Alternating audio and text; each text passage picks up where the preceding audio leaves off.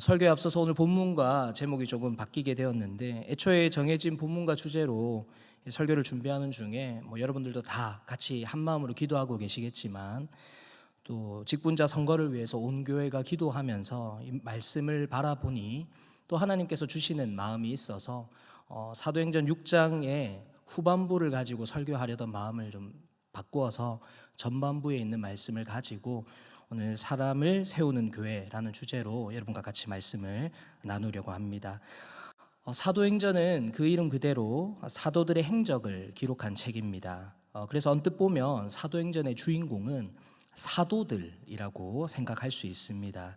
하지만 사도행전을 조금만 관심 있게 공부하고 또 바라보다 보면 사도행전의 주인공은 사도들이 아니라 그 사도들과 함께 역사하시는 성령 하나님이신 것을 발견하게 됩니다. 그래서 이 성령 하나님의 사역으로 인하여 변화되고 또 거듭난 사람들의 이야기, 그리고 이들을 통해서 복음이 전파되는 그 초대교회의 모습을 보여주는 것이 이 사도행전의 기본적인 배경이라고 할 수 있습니다. 오늘 본문도 이 성령의 역사와 함께 특별히 새롭게 초대교회 안에 일꾼들이 세워지는 이야기가 그려져 있습니다. 이제 오는 주일 직분자 선출을 위한 공동회가 진행되는데, 교회 일꾼이 세워지는 또 오늘 본문의 내용들을 통해서 먼저는 저 자신이, 또 우리 신부산 교회가, 나아가서는 이 자리에 함께하는 우리 모든 성도님들의 삶이 하나님 앞에 어떠한 삶으로 살아가야 하는지, 또 세워져 가는지 이 말씀을 통해 마음을 새롭게 하는 시간이 될 수 있기를 바랍니다. 오늘 본문인 사도행전 6장은 중요한 한 가지 사건으로 시작합니다. 성령의 역사로 교회 안에 하나님을 따르고 또 예수 그리스도를 따르는 제자들은 많아졌는데, 헬라파 유대인들이, 헬라파 과부들이 구제받는 일에서 소외되는 상황을 두고 이 히브리파 사람들을 원망하면서 이 히브리파와 헬라파의 각이 서는 일이 좀 발생하게 된 것이죠. 히브리파 사람들이 의도한 것은 아니라 할지라도 헬라파 사람들 입장에서는 도움을 받아야 할 과부들이 제대로 구제받고 있지 못하다면서 이 불만을 터뜨렸던 것입니다.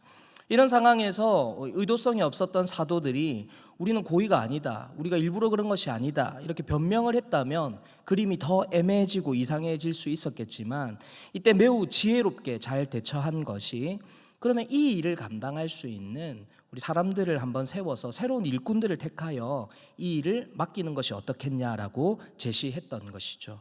이때 사도들이 일꾼을 세우는 과정을 통하여서 이 성경이 우리들에게 보여주는 중요한 교훈은, 첫째로 교회의 일꾼을 세울 때에도 교회 안에 질서가 필요하다는 사실입니다. 교회를 위해서 열심히 일할 사람을 선출하는 것이니까 그냥 한 사람의 열정이나 마음만 있으면 되지 않을까. 만약에 누군가가 이런 질문을 한다면 오늘 성경은 그렇지 않다라고 대답하고 있는 것이죠. 초대교회가 막 부흥하여서 구제하는 일을 통해 교회 안에 소란이 일어나자 사도들은 이 일을 감당할 일꾼을 세우는데, 일할 사람은 교회 공동체가 선택하도록 하되 지도자들이 일방적으로 누구를 세워라 라고 정하지 않은 것입니다. 선택은 지금으로 친다면 우리가 이제 투표하는 것과 똑같은 모습으로 공동체가 그 7사람을 선택하도록 한 것이죠. 다만 어떤 사람을 두고 선택할 것이냐에 대해서는, 그 자격에 대해서는 당시 지도자들이었던 사도들이 몇 가지 조건을 제시했던 겁니다. 그게 3절인데요. 형제들아, 너희 가운데서 성령과 지혜가 충만하여 칭찬받는 사람 7을 택하라. 우리가 이 일을 그들에게 맡기고. 자, 어떤 사람을 세우려고 하냐면 기준이 있습니다. 성령과 지혜가 충만하고 칭찬받는 사람 7을 택하라 라고 이야기합니다. 아니, 일할 사람은 좀 많으면 많을수록 좋을 것 같은데, 그리고 열정과 마음만 있으면 되는 것 같은데 그런 것이 아닌가라고 하는데, 오늘 성경은 아니다라고 이야기하는 것이죠. 구체적인 숫자 그리고 자격을 언급하면서 이 사도들이 공동체에게 이러이러한 자격으로 이 정도의 사람들을 뽑자라고 구체적인 제안을 하고 있는 것입니다. 교회에서 일할 사람이니 그냥 성령만 좀 충만한 사람, 그냥 신앙이 좋은 사람을 조건으로 제시하는 것은 우리가 이해가 갈 수 있지만, 사도들은 어찌 보면 우리가 그냥 의미 없이 읽으면 특별할 거 없지만 자세히 보면 매우 중요한 추가적인 조건을 제시했던 겁니다. 지혜가 충만해서 칭찬받은 사람 7을 택하라는 것이죠. 자, 여기서 우리가 한 가지 생각해 보아야 할 것이 바로 성령과 함께 충만해야 할 조건인 지혜라는 영역이라고 할 수 있습니다. 여러분, 지혜와 비슷한 표현 중에 그 지식이라는 표현이 있죠. 이 지식과 지혜는 어떻게 구분할 수 있을까요? 언뜻 보면 비슷해 보이는 말이라서 굳이 뭐 구분해서 사용할 필요가 있나, 그냥 비슷하게 그냥 두리뭉실하게 사용하면 되지 않나 라고 하지만, 성경은 지식과 지혜를 각각 다른 단어로 분명하게 표현해 줍니다. 대표적인 것이 잠언인데, 잠언 1장 7절을 보면 여호와를 경외하는 것이 지식의 근본이다라고 이야기하고요. 잠언 9장 10절을 가면 여호와를 경외하는 것이 지혜의 근본이다라고 해서, 여호와를 경외해서 하나님께로부터 오는 것이 이 지식과 지혜 각각이 다르다라는 것을 보여주고 있습니다. 다만 지식이 무엇이다 또는 지혜가 무엇이다에 대해서 구체적인 추가 설명이 없기 때문에 이 지식과 지혜는 언뜻 보면 비슷해 보일 수 있는데, 이 지식과 지혜를 조금 구분하기 위해서 우리가 인문학적인 도움을 조금 받는다면, 이거 뭐 학교에서 질문하는 건 아니지만 어쨌든 위 빈칸에 알맞은 말을 뭐 넣어 예, 주관식으로 준다면, 어떤 문제를 해결하기 위해서 새로 배우는 것과 어떤 문제를 해결하기 위해서 이미 아는 것을 활용하는 것, 이게 지식과 지혜가 두 구분되는 겁니다. 여러분, 앞에 있는 게 뭐 같습니까? 지식이죠. 뒤에 있는 거는요, 지혜 맞습니다. 네. 지식은 어떤 문제를 해결하기 위해서 배우는 것입니다. 배우는 것. 그럼 지혜는 무엇이냐? 어떤 문제를 해결하기 위해서 내가 이미 알고 있는 것을 활용할 수 있는 능력, 이것이 지혜라는 것입니다. 이 내용은 인지심리학자들에 의해서 설명되는 지식과 지혜의 차이입니다. 학교에서 학생들의 상황을 예시로 들면 이렇습니다. 시험 기간이에요. 시험 범위가 주어졌어요. 시험 범위 안의 내용들을 열심히 공부하는 것은 지식이 하는 일입니다. 그럼 시험을 치는 일은요, 지혜가 하는 일입니다. 물론 단순 암기 과목 같은 거는 잘 외운 대로 치면 되겠지만, 요즘 시험 문제가 그렇게 절대 나오지 않습니다. 공부를 열심히 한다고 시험을 잘 치는 것이 아닙니다.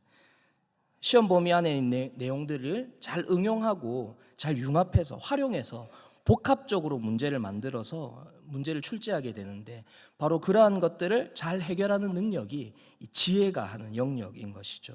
학교에 있으면 지식이 뛰어난 학생들이 있습니다. 아주 공부를 잘하고 또 머리가 아주 좋은 학생들이 있어요. 근데 지식이 있다고 해서 이 아이가 학교 생활을 잘하거나 또는 친구들과의 관계가 좋은 것은 아닙니다.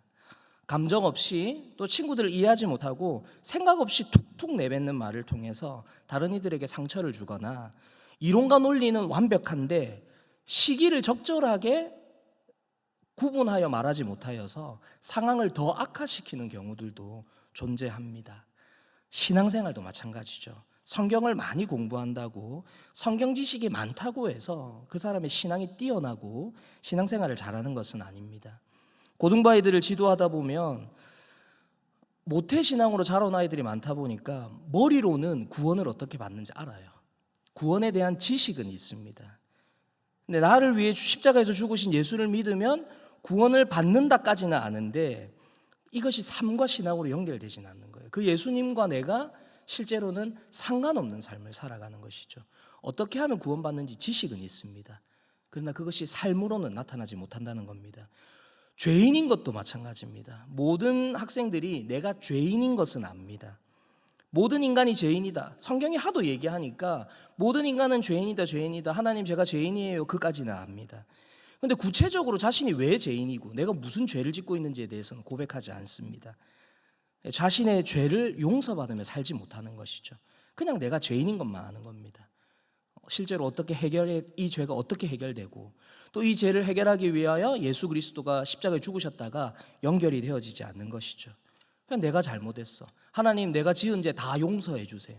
자기가 뭘 구체적으로 짓는지 그 죄의 목록도 모른 채 하나님, 알고 지은 죄 모르고 지은 죄 다 용서해 주세요. 이것이 우리 아이들이 하고 있는 기도의 내용들입니다. 머리로 아는 지식이 삶과 신앙으로 연결되지 못하는 것이죠. 이런 맥락에서 저는 지식과 지혜는 둘 다 매우 중요하지만, 만약에 둘 중에 더 우선권이 있거나 더 우선해서 중요하다고 여기는 것 하나를 선택하라고 한다면 저는 지혜의 영역이라고 대답하고 싶습니다. 물론 지식이 많으면 지혜가 더 풍성해질 수는 있습니다. 그런데 적은 지식으로도 많은 지식을 이길 수 있게 만드는 힘이 바로 지혜가 하는 일입니다. 오늘 성경에서 교회 일을 하는 사람들이 나아가서는 하나님의 사명을 감당하는 사람들이 성령과 지식이 충만한 사람이 아니라 성령과 지혜가 충만한 사람이라고 언급한 이유는 저는 하나님께서 분명 의도성을 가지고 말씀하신 것이라고 생각합니다.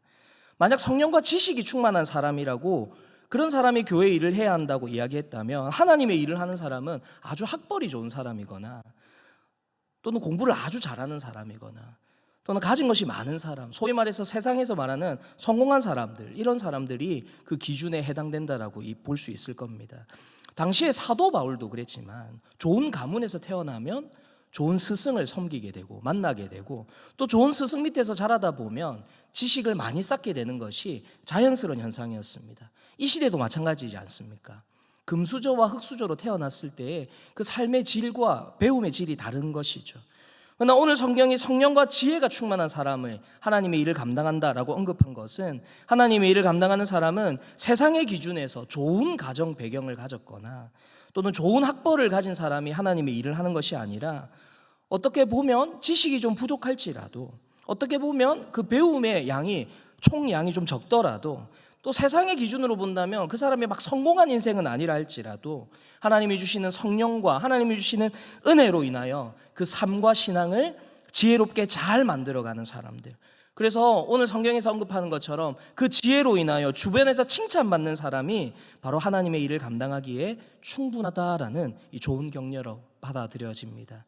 이번 직분자 선출을 위해서 기도할 때도 우리는 성령과 지혜가 충만한 일꾼들이 선출되도록 함께 기도하되 직분자 선출과 상관없이 이 말씀을 나 자신에게도 적용할 수 있으면 좋겠습니다. 하나님이 주신 사명을 가지고 우리가 하나님이 우리에게 허락하신 그 삶의 터전에서 하나님의 사명을 감당할 때 우리 한 사람 한 사람이 성령과 지혜가 충만하고 어느 곳에서나 칭찬받는 복된 삶을 살아가는 우리 모든 성도님들의 삶이 되기를 주님의 이름으로 축복합니다. 두 번째로 오늘 본문에서 우리에게 주시는 중요한 교훈은 성령이 충만하게 역사하는 중에도 시험이 있다는 것입니다. 우선 오늘 본문의 배경이 그러한데 초대교회에 성령이 역사하면서 엄청난 양적 부흥이, 이걸 부흥이라고 표현하기 좀 그렇지만 양적 성장이 있었습니다. 그리고 초대교회를 이루었던 공동체는 한 마음과 한 뜻이 되어서 모든 물건을 서로 통용하고 자기 재물을 자기 것이라고 하는 이가 없었다라고 성경이 이야기합니다. 밭과 집이 있는 자들은 그것을 다 내어 팔아가지고 판 값을 가지고 사도들에게 갖다 주었고 사도들은 각 사람의 필요에 따라 또 그 모든 것들을 각 사람에게 골고루 나누어 주는 구제 사역이 활발하게 진행이 되었습니다. 여러분, 이 글만 읽었을 때 얼마나 아름다운 일입니까? 자신의 것을 기쁘게 헌신하고 또 헌신한 것을 모두에게 나눠주는 모습은 하나님이 보시기에 분명 아름다웠다, 참 좋았다라고 하실 만큼 아름다운 모습이라고 할 수 있습니다. 자, 그런데 이 구제 사역이 활발하게 진행되는 가운데 오늘 사도행전 6장이 어떻게 시작하냐면 이렇게 시작하잖아요. 그때 제자가 더 많아졌는데 헬라파 유대인들이 자기의 과부들이 매일의 구제에 빠짐으로 히브리파 사람을 원망하니. 이 구제 사역이 활발하게 일어나는 가운데 원망하는 일이 발생했다라고 이야기합니다. 분명 구제라는 이 교회가 반드시 해야 할 사역들, 성도라면 반드시 해야 할 사역이 활발하게 진행이 되어졌는데, 그리고 성령의 역사로 아낌없이 헌신하고 그 헌신한 것을 공평하게 나누는 아름다운 사역의 모양이 있었는데 그 일에 이 원망하는 마음이 생겼다라고 성경이 우리들에게 보여주는 것이죠. 누가 잘못해서, 누가 일부러 잘못해서, 또는 사도들이 일부러 그것을 고의적으로 빠뜨려서 또는 뒤로 챙겨서 이런 것이 아닙니다. 구제라는 필요한 사역들을 하는데 누군가에게 섭섭한 마음이 생기고 누군가가 원망하는 마음이 그 안에 발생했다는 것입니다. 오늘 본문만이 아니라 오늘 본문에 앞서서도 유사한 일들이 있었습니다. 성령의 충만으로 베드로와 요한이 성전에 기도하러 갔는데 걷지 못하는 자를 일으켜 세우는 놀라운 기적을 보였습니다. 기다렸던 성령이 임했고 기적도 일어났습니다. 하나님의 약속이 이루어졌고 이제 교회에 또 내 삶에 아무런 문제가 없기를 우리는 기대하겠지만 안타깝게도 성경은 그렇지 않다라고 우리들에게 이야기하는 것이죠. 베드로와 요한이 성령이 충만해서 40년을 구걸했던 걷지 못하던 자를 일으켰지만 돌아온 것은 평안이나 또는 더 안전하고 또 더 확실한 사역의 기회가 제공된 것이 아니라 공회의 고발과 협박이었습니다. 예수의 이름을 증거하지 못하도록 협박당했다는 거예요. 모두가 분명히 인정하는, 또 너무나 많은 사람들이 두 눈으로 확실히 보았던 기적의 사건이 눈앞에서 펼쳐졌음에도 불구하고 대적의 방해가 그들에게 있었다는 것입니다. 자, 그러면 우리는 이렇게 하나님의 귀한 사역들을 감당하거나 또는 한 마음으로 어떠한 일들을 감당하다가 이렇게 시험에 드는 일이 있으면 어떻게 대처해야 할까요? 사도행전 4장에서는 교회가 이런 위기의 상황을 어떻게 대처했는지 보여주는데, 어떻게 보면 참 뻔하지만 가장 강력한 해결책을 보여줍니다. 사도행전 4장 29절과 4장 30절인데 같이 한번 보겠습니다. 주여 이제도 그들의 위협함을 굽어보시옵고 또 종들로 하여금 담대히 하나님의 말씀을 전하게 하여 주시오며 손을 내밀어 병을 낫게 하시옵고 표적과 기사가 거룩한 종 예수의 이름으로 이루어지게 하옵소서 하더라. 이 내용은 사도들이 이제 공의 협박을 끝내고 이제 풀려난 다음에 다시 사람들을 만나서 대적들이 우리들에게 이렇게 협박했다라는 이야기를 전했을 때 성도들이 다 한마음이 되어서 기도했던 내용 중 일부를 보여줍니다. 위기의 상황이 없는 것이 아닙니다. 위기의 상황이 있는데 그 위기의 상황을 넘어가기 위해서 초대교회 성도들은 인간적인 방법으로 회피하거나 해결하려고 하지 않았다는 것입니다.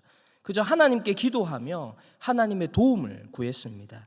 그렇게 기도했더니 이렇게 열심히 기도하면 또 우리가 좀 아름다운 결과를 좀 기대한다면 막 열심히 기도했더니 하나님이 막 대적들도 좀 없애주시고 대적의 방해도 좀 멈추게 해주시고 내가 좀 열심히 일하려고 하는 것도 다 길도 좀 잘 열어주시고 이렇게 하나님이 막 역사하시면 우리가 좀 열심히 기도한 효과가 있을 것 같은데 이렇게 열심히 기도했더니 초대교회의 대적의 방해가 사라졌는가? 그렇지 않다는 것이죠. 오히려 하나님이 그 기도에 어떻게 응답하셨냐면 사도행전 4장 31절입니다. 빌기를 다음에 모인 곳이 진동하더니 무리가 다 성령이 충만하여 담대히 하나님의 말씀을 전하니라.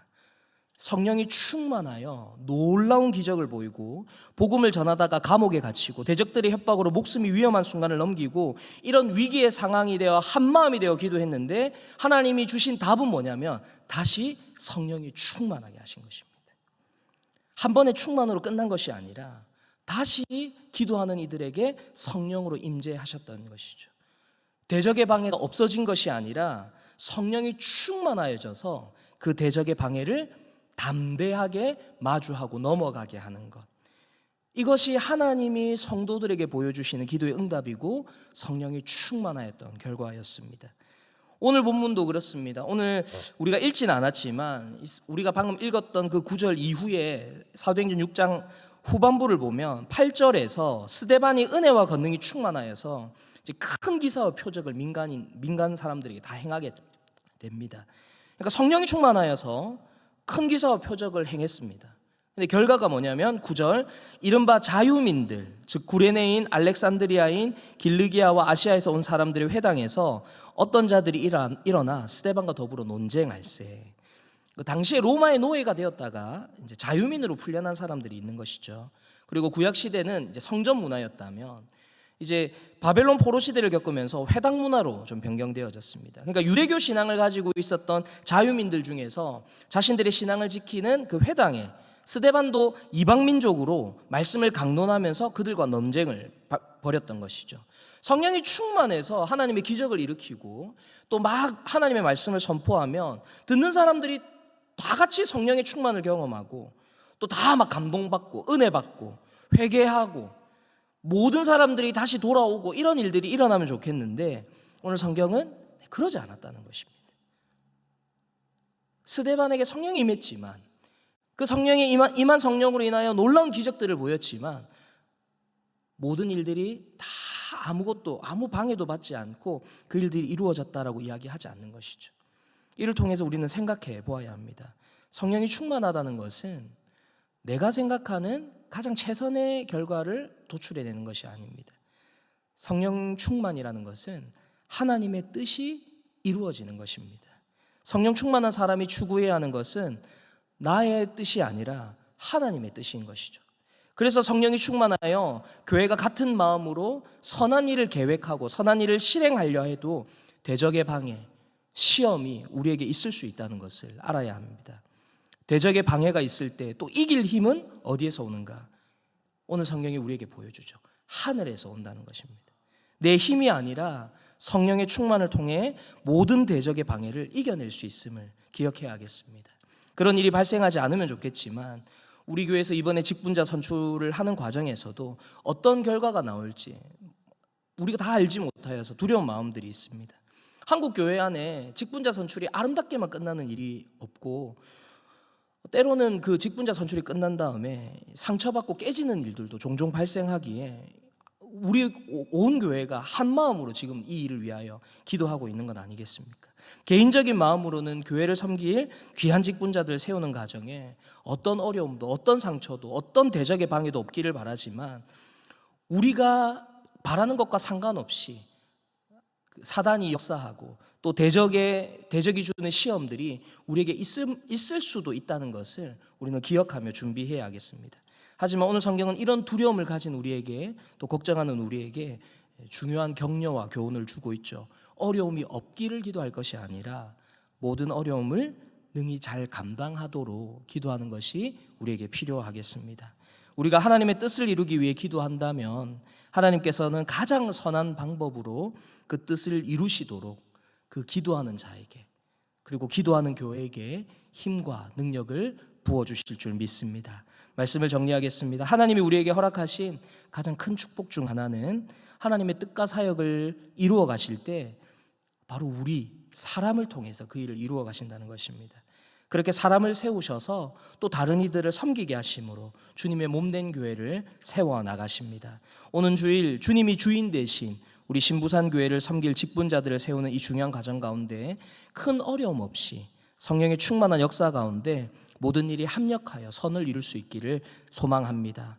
아울러 우리 한 사람 한 사람 역시도 주님이 주인 되신 몸된 교회임을 기억하며 내가 살아가던 모든 삶의 터전에서 성령과 지혜가 충만하여 하나님과 또 사람에게 사랑받고 칭찬받는 저와 모든 성도님들의 삶이 되시기를 주님의 이름으로 축복합니다. 우리 함께 기도하기 전에 함께 찬양 드렸으면 좋겠습니다. 이런 교회가 되기를 바라는 마음을 가지고 우리 교회라는 찬양 함께 찬양 드리겠습니다. 사람이 넘치기보다 사람이 넘치기보다 사랑이 넘치는 교회 섬김을 원하기보다 섬김의 기쁨 알아가는 교회 세상이 주목하기보다 세상이 주목하기보다 주님이 주목하는 교회 화려한 겉모습보다 중심이 주를 향한 교회 주님이 피로 사신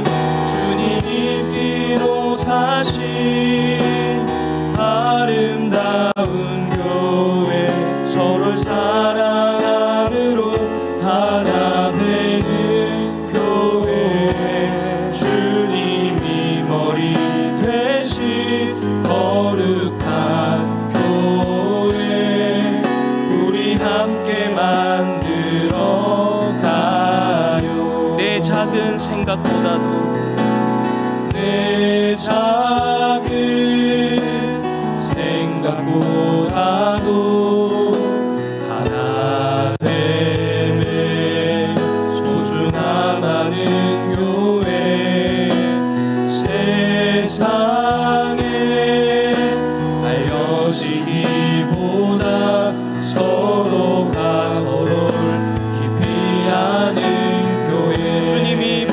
사신 주님이 피로 사신 아름다운 교회 서로를 사랑함으로 하나 되는 교회 주님이 머리 되신 거룩한 교회 우리 함께 만들어가 주님이 피로 사신 아름다운 교회 주님이 피로 사신 아름다운 교회 서로를 사랑함으로 하나 되는 교회 주님이 머리 되신 거룩한 교회 우리 함께 만들어가요. 우리 이 시간 주신 말씀 가지고 함께 기도하기를 원합니다. 세상이 말하는 성공한 인생은 아니라 할지라도 지혜의 근원이 되시는 하나님을 경외하며 온전하게 예배하는 자가 되어 신앙생활과 일상의 생활 가운데 하나님의 지혜가 풍성히 넘쳐 하나님과 사람에게 사랑받고 칭찬받는 삶을 살아가게 하소서. 신앙과 일상의 삶 가운데 나의 뜻이 이루어지지 않아 실망하고 낙심하지 않게 하시고 성령의 충만함을 받아 나의 뜻보다 더 크신 하나님의 뜻이 이루어지기를 기도하며 또 기쁘게 헌신하는 삶을 살아가게 하소서. 우리 인생 가운데 만나고 싶지 않은 고난과 두려움이 있지만 고난과 두려움이 없는 삶을 기도하기보다 성령의 충만함으로 담대하게 하셔서 고난과 두려움도 능히 감당하는 믿음의 삶을 살아가게 하소서. 우리 주신 말씀 생각하면서 우리 목소리 내 함께 기도하도록 하겠습니다. 기도하겠습니다. 사랑과 은혜가 풍성하신 하나님